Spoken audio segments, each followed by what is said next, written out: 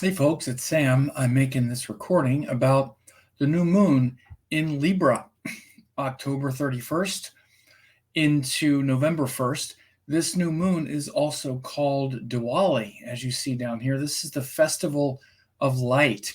And this new moon in Libra is happening in Swati Nakshatra, which is ruled by the god of the god of the wind, called Vayu, and also his son called Hanuman is very connected to that nakshatra. So this is what we're going to be talking about today. So check it out. Please like the video. Clicking like helps a lot more than you know. It pushes the video higher in relevant video searches. Also, please leave a nice comment. Comments also help more than you know as it raises the video in searches. Many times with hundreds of likes, there are only a dozen comments and they can be disproportionately negative. So be positive. Let me know if you like this. Even just a few words really help. So subscribe, ring the bell to get notified of upcoming videos. Indeed, please do that. And this is going to be an important new moon, right? All of them are. These new moons are also the time of a new cycle where we start a new 12, one of the 12 cycles, of the year. You see sun and moon come together here. And if in Libra, so if you're Leo, it's like your third house. If you're Cancer, it's your fourth house. You hear me talk about this stuff.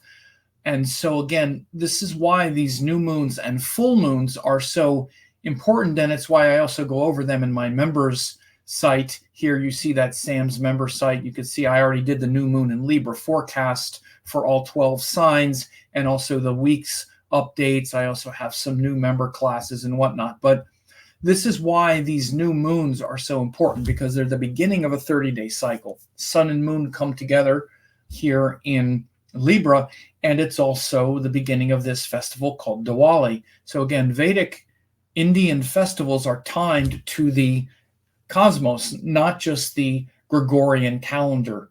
This is what, like Easter is also timed, at least similar to the sun-moon connections, but like, Christmas, December 25th, has nothing to do with the sun-moon connection, etc.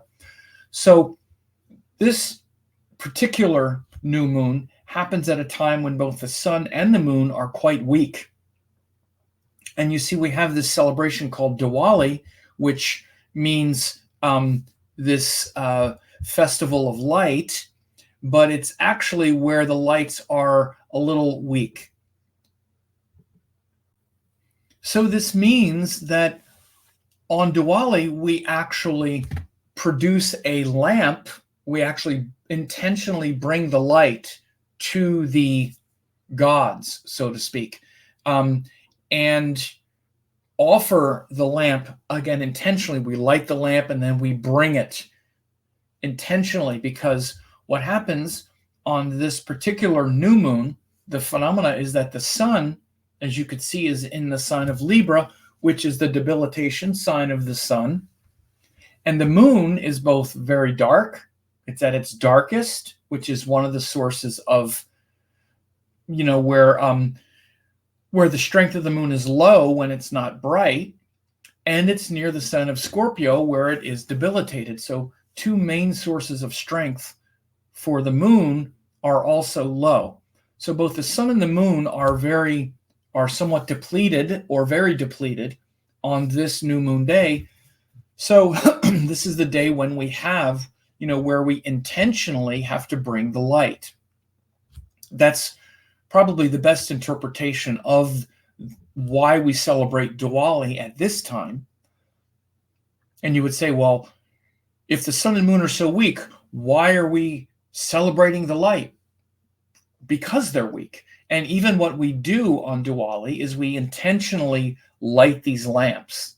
We intentionally do it. We're like, okay, let's make a light.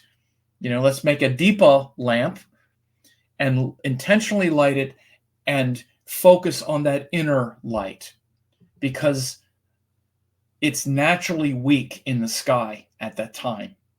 So what is the light? Of course, when the sun and moon come together, the moon gets burnt up, right? We don't see the moon. And the moon is that reflection of light into the heart and on the field of consciousness. The best way to really understand that is that we are all like pots of water in the sun. Literally, our body is even like a pot of water. And the light of the sun, the pure light of the sun, of the Atman is what it's called, the universal sun, the transcendent light that we are all joined. It's not only that we're joined, we are it. You are ultimately the Atman. Your true nature is the light.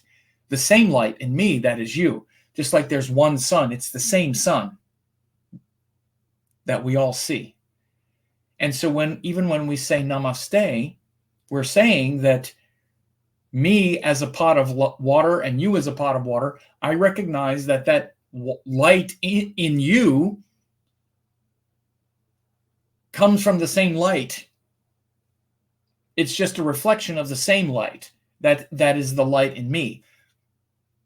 So we're saying that I know that this being that I'm seeing, that is you, that your true nature is not just this reflected light, it's the transcendent light. So that's what namaste really means. Again, we say the light in me recognizes the light in you, but it's really that even you and me are not real. That's not the true light. The true light is the transcendent effulgence that we both will merge into one day. So again, the reason I'm talking about this quite intentionally is because this particular new moon is where we celebrate that intentionally. Now, I have a whole video here even called Diwali Meaning in Astrology. I'll drop this in the description as well, because I talked about it and the mythology of Diwali as it's connected to the story of the Ramayana and Hanuman and all of that. I'm not going to talk about that in this video because I've already done it. So I'll drop a link to this video here. But all of that mythology of the Ramayana and Lord Rama coming home and being welcomed home with a procession of light and with lamps lighting the way home. You're basically lighting the way home for God to reside in your heart. That's really what Diwali is celebrating. And we have to do it intentionally because the sun is in its debilitated sign here in Libra. And the moon is also very close to Scorpio, where it's also debilitated. So again, the reason the sun and what we've been, looking at and experiencing, when the sun goes into Libra, that part of us that wants to be connected with that light of consciousness as a function of our own autonomy and our own agency. In Libra, it becomes sort of confused because Libra is the sign of others, not the sign of our own individual power and autonomy. For example, the sun is exalted in Aries, where we just trust our instinctive actions and do it. The sun is that light within that we're supposed to just trust and act upon. That's why the sun is exalted in Aries, because it's like, oh yeah, this is what lights me up. Okay, I'm going to do it. I'm going to do it with courage, and I'm not going to think about it. I'm not going to wonder what anybody thinks about it, or, am I still going to be popular if I act on instinct, right? The sun is not the part of you that's concerned about whether or not you're still going to be likable and popular, and if people are going to be okay with you stepping up and being a badass, right? And accomplishing what you're here to accomplish. Not in some pushy, overbearing way, but, you stepping up, stepping into the light, following your vision. The sun is the part of us that is trying to just do that without, well, is it okay if I'm powerful? It's not going to bother you. You're not going to get too upset if I'm powerful, are you? I'll still be popular. Everybody will still like me, right? And by the way, no. Sometimes it's not the case. And we have to make a decision. Do I want to accomplish what I'm here to accomplish? Or do I want to make sure everybody is okay with me stepping into a higher frequency? And so you'll see when you do start to step into a higher frequency, a higher vibration, people around you who want to stay at a lower vibration or who were comfortable with your lower vibration may start to protest. And so again, one of the reasons people don't step into their higher purpose is because of that. I think it's the biggest reason. Do you know how many readings I do a year? How often, how much I talk about this? How much it's like, well, I'm doing this kind of job. I really think about doing this, but I'm not sure. Should I do this or should I do this? And it's always some version of my comfortable, happy life, the way everybody sees me, and this thing that I imagine myself being that, I'm afraid to kind of step outside of it. And we're not afraid to step outside of it. I mean, part of it is because we're not really sure about the practical concerns about the money and all, but most of it is, what's everybody going to think? What's everybody going to think if I suddenly step up and declare myself to be this thing? Everybody will be like, oh, who does she think she is? Who does he think he is to be some big blah, blah? Hey, I went through it too. I didn't ask for permission to be an astrologer or do this or do that. I just started doing it. And there were people that were like, who does this guy think he is?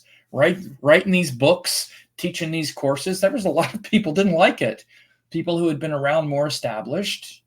And for years, there were people that thought I was some big show off or something, big ego or some big thing. I'm like, look, I'm just doing my thing. I didn't ask your permission. Sorry, that offends you. I mean, again, so nobody's going to roll out the red carpet for you to step up and shine. And you're here to decide how much that stuff is actually worth it to you. And by the way, it doesn't matter if you do it or not. It doesn't matter to me. It matters to you. And again, this is what the sun is. This is how we experience the sun usually, is this kind of thing. This is why I say, and often we're usually not very dialed into the true nature of the sun as the Paramatman, as a supreme self, because we're too hung up on all this stuff first. This is how we grapple with the sun first. We're so tangled up. We're so, like wrapped around the axle with this kind of stuff relative to the sun. Of, do I have the confidence to do this? And if we're still kind of, again, wrapped around the axle or wrapped up or tangled up in this kind of thing, then we very rarely get to the real issue of the sun, which is that all of that is just a game. All of that is the lower vibration. The higher vibration is beyond all of that, proving to yourself that you have the confidence to do the thing. The next level of the sun is, okay, I'm not any of that. My true nature is not this job, this role, this identity, that identity. It's the thing I said at the beginning, that I'm beyond all of that, and that we are all beyond all of that. So that's what the sun really is. And when it's in Libra, again, it tends to get bogged down in this playing nice. And again, it doesn't mean we have to be that the sun isn't nice. Otherwise, again, even when I talked about when I started off, there were people that felt a certain way or whatever. It didn't bother me. I saw it. I didn't like it, but it didn't stop me. It also didn't bother me. It didn't make me angry at them or whatever. It was just, okay, yeah, that's there. Okay. By the way, it wasn't unusual. I've seen it my whole life and experienced it. But the point is that it's a situation where, with the sun in general, it's not this kind of, it's something that we're doing very internal. It's about our own personal purification, right? And that's also just as powerful in Libra. Bill Gates has the sun in Libra. He certainly doesn't suffer with confidence, right? Or feeling like he has vision and purpose. So, it's the power of the sun in Libra when you're otherwise empowered through the sun, right? Like my sun is quite prominent. So again, everything starts with the natal chart. Like if people have a really powerful sun in their birth chart, right? then as the sun goes through the sky, you're still going to be drawing on the power that is your innate relationship with it. And in that case, when the sun is in Libra, it does bring a great sense of humility, where where we feel humble, where we feel where we want to connect that light and that energy with others. And again, after a period of time, even like with myself, as someone who's been successful in their work, and I have that sort of confidence equation, all that kind of under control, you might say, then when the sun goes into Libra, for me, it often brings a kind of humility, in the sense of like, where I sense where I can be, showing up and making good agreements and things like that. So when we have the new moon, this is a cycle based on those things, right? And so very important in that sense. And by the way, I did also just want to let people know, as you see below this video, it does have that subscribe, and you do see under the video, you can get the forecast for your sign. This is for the new moon in Libra. You would also get this week ahead. That would be at the $9.99 level, as you see here. The Examiner Lemurian $9.99 a month. You get that, and when you click that link below, you come to a page like this, and you would just click join, and then you could do that, and you would join at the $9.99 level, and you would find out what that means for your sign. Again, that you would just click at that level, and again, because for every sign, let me stop this, it's a different nature. Like for me as Gemini, this is a 5th house cycle for me. If you're Aquarius, it's 9th house. If you're Capricorn, it's 10th house. It's a whole different cycle. And again, this happens throughout the year. Every new moon is a new cycle based on your ascendant. Pisces, 8th house. And again, it means that Pisces just went through a 7th house, because last month the new moon was the eclipse. You can even see the last time we did the new moon, and again, you can see all the videos that you get. Here's the new moon in Libra. Go down and look at the last new moon. There was full moon in Aries. This is every 2 weeks. Look at how many videos. $9.99 for most of these. The last new moon in Virgo was the solar eclipse. Since then, there's been all these. This is a month's worth of videos at the full avatar level, at the Oracle 5D avatar level. There's all those videos. So there's 10 to 12 videos a month, just exclusive.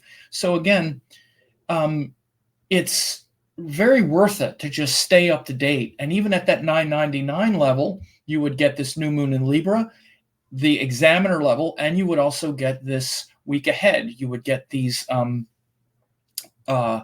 forecasts, and you also get the month ahead. So you get this red one, you get this orange one, and you also get the month ahead, which again, I'm about to do the November 2024 forecast. Again, that's also at the Examiner level, this red level. So again, that's like 10 videos a month to stay up to date. So either way, it's very worth it. Not a lot of money, $10, and you get all of this exclusive, mostly keeping you on track with a weekly forecast at the beginning of every week.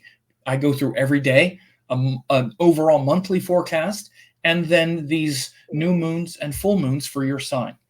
So again, I'm talking about it because it's very powerful. This nakshatra of Swati, again, it's ruled by the god Vayu, who is also the wind.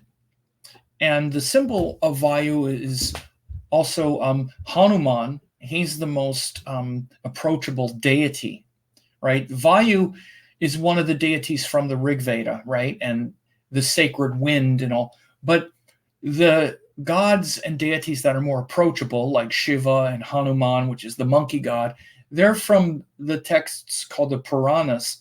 And Hanuman is also features prominently in the Ramayana, which is the story of Lord Rama coming back onto the throne after being exiled. And Hanuman, his, monkey god, the hero of the Ramayana, has a lot to do with his resurgence and coming back. And it's literally, he was the king of the general of the army of monkeys, what were called Vanaras, but they're really monkey hybrids, whatever. It's easier to call them monkeys. And instead of the monkeys running all over the place, for example, instead of them running all over the place, Hanuman was like channeled all of that energy.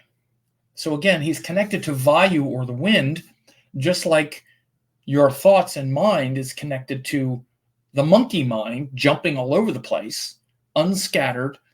Imagine a bunch of monkeys running all over the place. You've been to India, you don't have to imagine. And then imagine there's, the king of the monkeys gets all of them together, and then they become a powerful force. This is akin, and this is an analogy for when you do pranayama, for example. Prana is breath, and yama means controlling the breath. So there are powerful pranayamas, is what they're called, that take the scattered nature of the mind, the monkey mind jumping all over the place, and focuses it, concentrates it. And when you do that, you become a kind of superhero, Superman, like Hanuman was. So you could see that this says Swati Nakshatra, Vayu, Hanuman, scattering. So Swati Nakshatra has that quality of either a scattering mind or a focused mind. And the difference is whether or not we are doing the practices that focus or scatter the mind. And again, it's very, very potent, and it's in the sign of Libra, right? Where Libra is that air sign, which is very,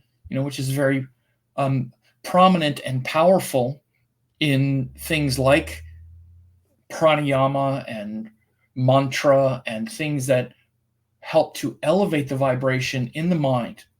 Again, the sun and the moon, very important. They're like the anchors of our karma. Sun and moon are archetype of masculine and feminine. This is why when they come together on that cosmic energetic level, everything starts. They're very important pillars of self. And I also just started doing these readings where I'm doing a 30-minute assessment of the self or ego, because we get really hung up. I'm going to drop a link in here, and I bring these pages up because I have a lot of information on here, and there's a very clear path where we're trying to find our true identity and sort of tame the ego and our emotions. People hear me talk about these things quite a bit, about the self or the ego. How much is the self? How much is the ego? Right? We have the ascendant is your unique identity, that rising sign, but then also the sun and the moon. Like I said, the sun and the moon are the two anchors of that transcendent identity. The moon is how we feel in this life, but about all of it. But then we also have that third house and its ruler. That's really what the ego is. It's very much our natural state. We're not naturally in the ascendant unique identity. We're usually in our ego. And again, the ascendant has a very specific group of qualities that are different than the ego.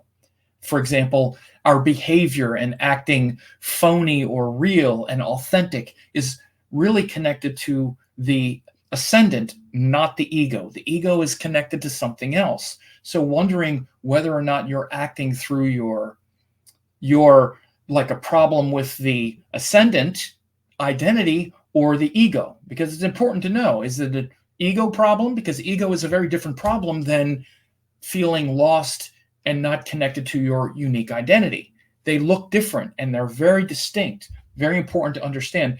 And then there's also, again, the sun, Atman, the transcendent identity. Am I just full of ego, or is this really my true self trying to come through? And then the moon and our emotional identity. Well, I don't know. I'm just a bunch of emotions. I don't know. I can't separate all this stuff out. So again, I'm doing these readings where I would explain these things and, of course, look at your chart relative to these things. So you can click that page, whether you get the reading or not. There's also a really good write-up here where I talk about how these things work. So I'll drop a link in there as well if that's interesting for you. Now is a great time to be looking at that, because when sun and moon come together, and especially Diwali, where we're all focused on that light, all this stuff I'm talking about. I mean, half the time we don't even know who we are and why we're here and what any of this is. So this is a nice way to just sort of plop down in that and understand, what is the ego, what is the self, what is the unique identity in this lifetime, what is the transcendent self of the sun, what about all these emotions. So again, that's also something there. But I hope this helped you. And this Diwali, this time of Diwali, is a great time to connect with that inner light. We have to be intentional and intentionally bring the light, because both the sun and the moon are in that lower vibration now.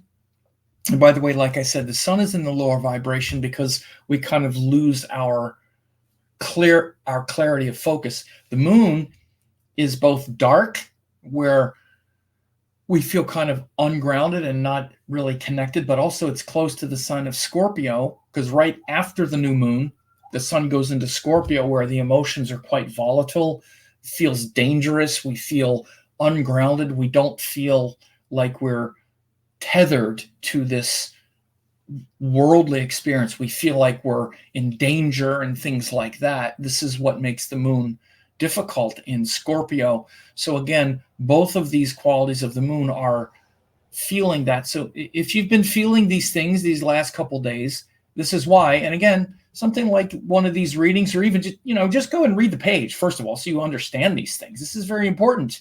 The difference between the third house, it rules your desires and the things that satisfy your desires. Very different than the ascendant, shows your deeper identity and personality. They're different things, right? So you want to understand that. But times like this, we can feel very ungrounded with all of it, even though these are very special times. And again, we talk about, it's a celebration. It's like, doesn't feel much like a celebration to me. I feel just kind of drained and kind of a little bit out of it.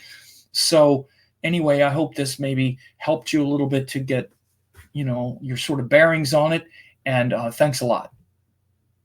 Thanks for watching. Don't forget to like, comment, share, and subscribe to the channel.